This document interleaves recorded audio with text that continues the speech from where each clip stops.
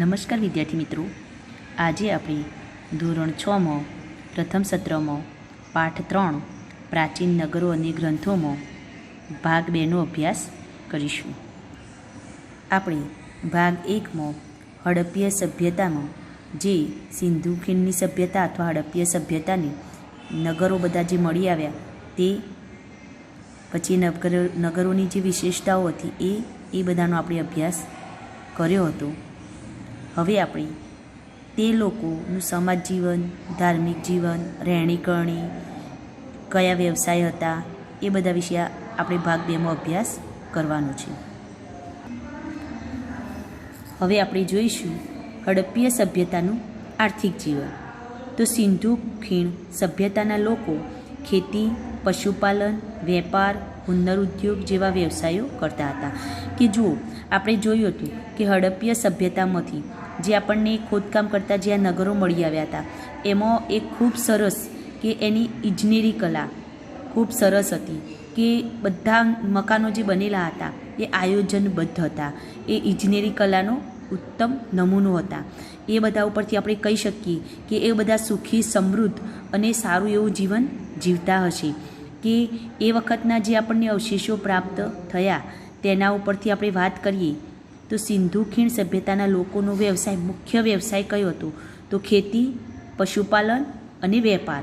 એમનો મુખ્ય વ્યવસાય કયો હતો? ખેતી, પશુપાલન અને વેપાર. કે આપણને રાજસ્થાનના કાલીબંગાન નગરમાંથી હડપ્પીય સભ્યતાના આપણને કૃષિ ક્રાંતિનું મુખ્ય મથક હતું એવા અવશેષો આપણને ત્યાંથી પ્રાપ્ત થયા છે. તો એના ઉપરથી કહી શકાય કે ખેતી કરતા હશે. ખેતી, તો ખેતીમાં શું કરતા હશે? કે ખેતીમાં આપણને જે ખેડેલા ખેતરના પણ અવશેષો મળ્યા છે. તો એનો મતલબ કે એ ખેતર ખેડવા માટે લાકડાના હળનો પણ ઉપયોગ કરતા હશે. પછી પશુપાલન, તો એ પશુઓ પાળતા હશે. તો કેવા પશુપાલન? તો એમના જે આપણને ચિત્રો, રમકડા અને જે ફોટા પ્રાપ્ત થયા, આપણને અવશેષો જે પ્રાપ્ત થયા, એમના જે ચિત્રો જે દોરેલા હતા એ અને જે રમકડાને પ્રાપ્ત થયું એમાં પશુઓના વધારે પ્રમાણમાં રમકડા હતા. કે એ એમને ગાય કે કેવા પશુઓ પાળતા હતા? તો ગાય, ભેંસ, બકરી, ખૂંદવાળો બળદ કે આ બધું એ પશુઓ પાળતા હશે. પછી આપણે વેપાર જોઈએ તો વેપારની અંદર પણ કે ખેતરમાં એ જે ઉત્પાદન કરતા હતા કે કપાસનું વાવેતર કરતા હતા. તો કપાસનું વાવેતર કરતા હતા એના કારણે કે સુતરાઉ કાપડ એ બધી વસ્તુઓનો શું થતું હશે? એક જગ્યાએથી બીજી જગ્યાએ વેપાર થતો હશે. પછી હુન્નર ઉદ્યોગો જેવા વ્યવસાયો કરતા હતા. તો હુન્નર ઉદ્યોગોમાં એ માટીકામ, ધાતુકામ, મણકા બનાવવા, કારણ કે એ સમયના જે આપણને અવશેષો પ્રાપ્ત થયા એ સમયે લોકોએ જે ફોટા હોય કે જે આભૂષણોની જે પ્રાપ્ત થયા એમાં ઘરેણાના ને બધા મણકાના, ઘરેણાની બનાવેલા અવશેષો વધુ હતા. તો એના ઉપરથી કહી શકાય કે એ આના શોખીન હશે. તો આ બધી વસ્તુઓનું શું થતું હશે? એ નિકાસ કરતા હશે. એ તો આપણે એમની લોકોનો મુખ્ય વ્યવસાય આપણે જોયો કે સિંધુ ખીણની સભ્યતા, એમાં હડપ્પીય સભ્યતાનું આર્થિક જીવન, એમાં સિંધુ ખીણ સભ્યતાના લોકો ખેતી, પશુપાલન, વેપાર, હુન્નર ઉદ્યોગ જેવા વ્યવસાયો કરતા હતા. ખેતીમાં જો અત્યારે પણ આપણે ખેતી કરીએ છીએ એમાં જે પાક થાય છે એ રીતે એ વખતે પણ એ પાક ઉગાડતા હતા, પણ થોડુંક એમાં તફાવત જોવા મળતું હતું. તો ખેતીમાં ઘઉં, જવ, વટાણા, તલ, સરસવ વગેરે પાકોની ખેતી કરતા. ખેતીમાં જમીન ખેડવા હળનો ઉપયોગ કરતા. પશુપાલનમાં ગાય, ભેંસ, બકરી, ખૂંદવાળો બળદ પાળતા. તેઓ આંતરિક અને આંતરરાષ્ટ્રીય વેપાર કરતા. જો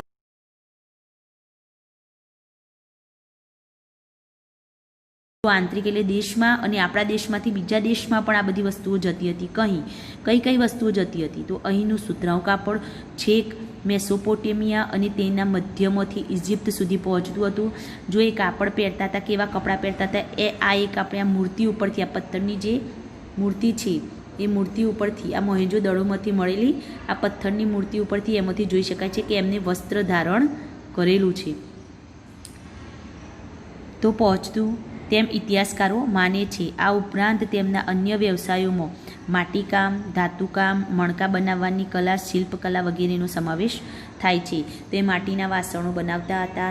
ધાતુકામ એટલે કે ધાતુના વાસણો પણ આપણને પ્રાપ્ત થયા છે. સોનાના, કાંસાના મણકા પણ આપણને પ્રાપ્ત થયા છે. હવે જોઈએ હડપ્પીય સભ્યતાનું સમાજ જીવન.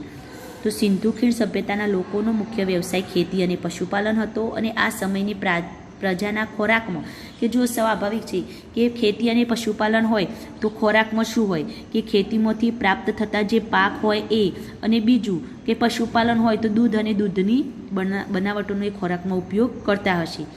કે ખોરાકમાં ઘઉં, જવ, બાજરી, વટાણા, તલ, ખજૂર વગેરેનો સમાવેશ થતો. પશુપાલનના કારણે તેમના ખોરાકમાં દૂધ અને દૂધની બનાવટોનો સમાવેશ થતો. આ સભ્યતાના અવશેષોમાં માછલી પકડવાના હૂક એટલે કે ગલ મળી આવ્યા છે કે એ સમયે એ લોકો માછલી પકડતા હશે એ પણ આના ઉપરથી નક્કી થાય છે. તેથી જો માછલી પકડતા હોય તો એ ખોરાકમાં ઉપયોગ કરતા જ હશે, તો ખોરાકમાં પણ આ માછલીનો સમાવેશ થતો હશે.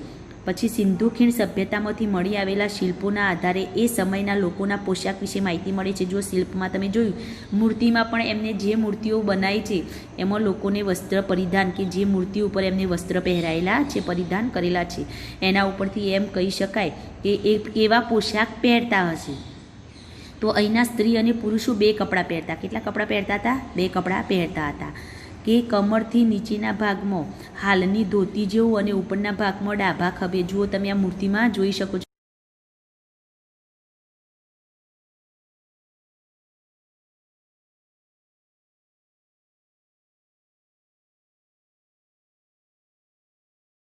કે ડાભા ખભે જે વસ્ત્ર નાખ્યું છે કે નીચેના ભાગમાં ધોતી જેવું અને ઉપરના ભાગમાં ડાભા ખભા ઉપર એ વસ્ત્ર મૂકેલું હોય છે. તો જો ડાભા ખભા પરથી જમણા હાથની નીચે આવે એમ વસ્ત્ર ઉપવસ્ત્ર વીંટતા હતા. મુખ્યત્વે તેઓ સુતરાઉ કાપડનો ઉપયોગ કરતા હતા. જો સૌથી વધારે કયા કાપડનો ઉપયોગ કરતા હતા? સુતરાઉ, કારણ કે ખેતી કરતા અને ખેતીમાં કપાસનું પણ ઉત્પાદન કરતા હતા. ઊની વસ્ત્રથી પણ પરિચિત હતા. જો ઊનની વસ્તુથી પણ તેઓ પરિચિત હતા. ધાતુ અને હાથીદાંતની બનેલી કે જો એક તો ધાતુ અને હાથીદાંત કે આ ધાતુનો પણ એ ઉપયોગ કરતા હતા અને હાથીદાંતમાંથી બનેલી વસ્તુઓના પણ ઉપયોગ કરતા હતા. તો આ ધાતુ અને હાથીદાંતની બનેલી અને મળેલી સોયના આધારે અનુમાન થાય છે કે તેઓ સીવીને કપડાં પહેરતા હશે. કે જો એક સોય મળી હતી એના ઉપરથી એમ કહી શકાય કે ધાતુ અને હાથીદાંતની, તો એના ઉપરથી એમ કહી શકાય તે કે કપડાં સીવીને પહેરતા હશે. આમ છતાં મોટાભાગના લોકો સીવ્યા વિના કપડાનો ઉપયોગ કરતા હશે. કે અમુક લોકો સીવીને પહેરતા હશે અને મોટાભાગના સૌથી વધુ લોકો સીવ્યા વગર કપડાં પહેરતા હશે. આ સમયના લોકો આભૂષણોના બહુ જ શોખીન હશે એ કહી શકાય, કારણ કે એ આભૂષણોના જે અવશેષો મળી આવે છે એના ઉપરથી એમ કહી શકાય કે તેઓ આભૂષણોના શોખીન હશે અને એનો વેપાર પણ કરતા હશે. કે આભૂષણોમાં કંઠહાર એટલે કે ગળાનો હાર, હાથમાં વીંટી, કાંડામાં કડા સ્ત્રી અને પુરુષો બંને પહેરતા હતા. સ્ત્રીઓ બંગડીઓ, કાનમાં કુંડળ, કંદોરા, ઝાંઝર વગેરે આભૂષણો પહેરતી. આ આભૂષણો કઈ કઈ વસ્તુના બનેલા હતા? તો સોના, ચાંદી અને કિંમતી પથ્થરોમાંથી બનાવવામાં આવતા હતા. પછી જો સિંધુ ખીણની સભ્યતાના લોકો માટીના, તાંબાના, કાંસાના વાસણો બનાવતા હતા. જો આ એક વેપારમાં અને સ્વવપરાશ માટે પણ ઉપયોગ કરતા હશે. કે કયા વાસણો વાપરતા હતા? માટીના, તાંબાના અને કાંસાના વાસણો બનાવતા હતા. જેમાં માટીમાંથી પ્યાલા, વાટકી, કુલડી, ગાગર, રકાબી, કથરોટ વગેરે વાસણોનો સમાવેશ થતો. કથરોટ એટલે થાળ, એક થાળ જેવું સીધું સપાટ જે વસ્તુ બનાવેલી હોય એ. સિંધુ ખીણ સભ્યતાના લોકોએ પોતાના બાળકો માટે, જો એ બાળકો માટે પણ બાળપ્રેમી જોવા મળે છે. કેમ? કારણ કે એમના રમકડાના અવશેષો ઉપરથી એમ કહી શકાય કે તેઓ બાળપ્રેમી હશે. અને સૌથી વધારે રમકડા બનાવ્યા હોય તો એમને પશુઓના બનાવેલા જોવા મળે છે. તો એના ઉપરથી એ પણ કહી શકાય કે તે પશુ પ્રકૃતિ પ્રાણીઓના પ્રેમી હશે, કે એ રમકડા ઉપરથી કહી શકાય છે. કે જેમાં પંખી આકારની સિસોટીઓ, ઘૂઘરા, ગાડા, લખોટી, પશુ, પંખી અને સ્ત્રી પુરુષ આકારના રમકડાનો સમાવેશ થાય છે. એક રીતે જોઈએ તો આ પ્રજાની સર્જન શક્તિ અને કલા કારીગરી એમના રમકડામાં વ્યક્ત થાય છે. કે જો એમની ઇજનેરી કલા, એમની સર્જન શક્તિ, એમની બુદ્ધિમત્તા એ કેટલા આગળ હશે એ એમની આ રમકડા ઉપરથી કહી શકાય છે. કે જો એ સમય દરમિયાન માથું હલાવતા પ્રાણી અને ઝાડ પર ચડતા વાનરની કરામત દર્શાવતા રમકડા જોવા મળે છે. તો હવે જોઈએ એમની ધાર્મિક જીવન અને અંતિમ વિધિ. તો હડપ્પીય સભ્યતાના ધાર્મિક જીવન વિશે આપણને મૂર્તિ અને મુદ્રાઓમાંથી માહિતી મળે છે. કે જો એ સમયની જે મૂર્તિ અને મુદ્રાઓ હતી એમાંથી એમના ધાર્મિક જીવનની માહિતી મળે છે. કે મૂર્તિઓમાં માતૃકા દેવીની, યાદ રાખજો કોની? માતૃકા દેવીની મૂર્તિઓને ઇતિહાસકારો ધરતી માતાનું પ્રતીક ગણાવે છે. કે એ સમયે જે મૂર્તિઓ મળી એમાં માતૃકા દેવીની મૂર્તિઓ મળી હતી અને ઇતિહાસકારો એને ધરતી માતા સમાન એમને ગણાવે છે. એટલે કે એ સમયે એ લોકો આ ધરતી માતાની કે હડપ્ય સભ્યતાના લોકો ધરતી પૂજાનો સવિશેષ કરતા હશે કે ધરતી પૂજાનો સમાવેશ થાય છે. કારણ કે ધરતી આપણને અન્ન અને પાણી આપે છે, એને અનુલક્ષીને એમની પૂજા કરવામાં આવતી હશે. આ ઉપરાંત તેઓ વૃક્ષ પૂજા, પશુ પૂજા, નાગ દેવતા, સ્વસ્તિક પૂજા કરાવતા હશે. લોથલ અને કાલીબંગાનમાં અગ્નિ પૂજાના અવશેષો પ્રાપ્ત થયા છે કે જો એ સમયે લોકો હોમ હવન પણ કરતા હશે. એ આના અવશેષો ઉપરથી આપણે જાણી શકીએ છીએ. પછી જો આપણે અંતિમ વિધિ જોઈએ હડપ્ય સભ્યતાના લોકોની, તો હડપ્ય સભ્યતાના લોકોની અંતિમ વિધિ 3 રીતે થતી હતી. એક તો મૃતકને દાટવામાં આવતો હતો, એના અવશેષો. એક કબ્રસ્તાન જેવા આપણને એક અવશેષ મળી આવી છે. તો કબ્રસ્તાન જેવું અવશેષ મળ્યું છે એમાં ઉત્તરથી દક્ષિણ દિશામાં કે માથાનો ભાગ ઉત્તર દિશામાં રાખતા હશે, એ રીતે એમને સુવાડતા હશે. તો એ પુરાવા મળ્યા એના ઉપરથી જાણી શકાય છે કે કબ્રસ્તાનમાં દાટતા હશે. અમુક જગ્યાએ અગ્નિ સંસ્કાર કરવાના પણ અવશેષો મળી આવ્યા, કુંડ મળી આવ્યો કે એવું માનવામાં આવે છે કે એ રીતે અગ્નિ સંસ્કાર કરીને પણ એ મૃતકની અંતિમ વિધિ ક્રિયા કરવામાં આવતી હશે. અને એક ત્રીજો એક પ્રકાર એ પણ છે કે અમુક લોકોને કોઈ દંડ અથવા સજાના સ્વરૂપે કોઈ થાંભલા ઉપર બાંધી દેવામાં આવતો હતો અને એને પક્ષી અને પ્રાણીઓ માટે છૂટો મૂકી દેવામાં આવતો. એ રીતે પણ એ મૃત્યુ પામતા હતા.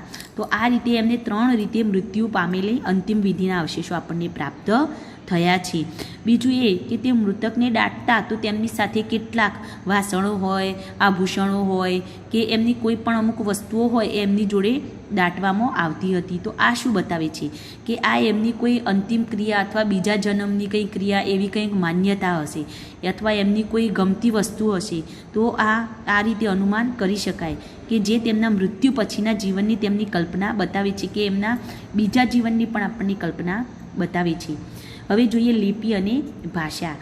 તો સિંધુ ખીણ સભ્યતાના અવશેષોમાંથી મુદ્રાઓ, મુદ્રિકાઓ, તામ્રપત્રિકાઓ મળી આવેલી છે કે જુઓ આ મુદ્રાઓ મળી છે, મુદ્રિકાઓ, તામ્રપત્રિકાઓ આ બધું મળ્યું છે. તો આ જે મળ્યું છે એ કેમ હતું કે એ લોકોનો જે વ્યવસાય કરતા કે એ લોકોનું જે ચિહ્ન હોય, સિમ્બોલ હોય કે તમે જોયું હોય એક સિંગી પ્રાણીનું જે ચિહ્ન હોય એ ચિહ્ન, પછી બળદનું ચિહ્ન હોય, આ બધા ચિહ્ન શું જે તે લોકોની જે મુદ્રા હતી એના ઉપરથી જે વેપાર વ્યવસાય કરતા હતા એના ઉપરથી મુદ્રા ઉપરથી ખ્યાલ આવતો કે આ નગરની આ મુદ્રા, તો એ નગરનો ખ્યાલ આવતો કે વેપારમાં સરળતા રહેતી હશે, એના માટે મુદ્રાઓનો ઉપયોગ થતો હતો. અને આ મુદ્રાઓ ઉપર પ્રાણીઓના પણ ચિત્રો વધુ જોવા મળતા હતા. તો એ પ્રાણી પ્રેમી પણ બતાવતા હશે.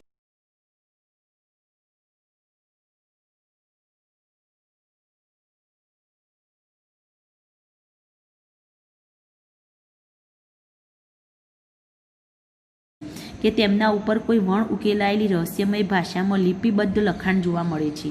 કે લિપિ, જો કે આ લખાણો ટૂંકા છે, એ લખાણો કેવા હતા? ટૂંકા, માત્રાવાળા અક્ષરો અને જોડાક્ષરો જોવા મળે છે. આ લિપિ ઉકેલવા ઘણા પ્રયત્નો થયા છે પરંતુ હજુ સુધી આપણને સફળતા પ્રાપ્ત થઈ નથી. હવે જોઈએ ગુજરાતમાં હડપ્ય સભ્યતાના સ્થળો. તો આપણા ગુજરાતમાં અમદાવાદ જિલ્લામાં રંગપુર અને લોથલ, આપણે લોથલ આગળ ભાગ 1માં જોયું કે સૌથી મોટું વેપાર માટેનું બંદર હતું.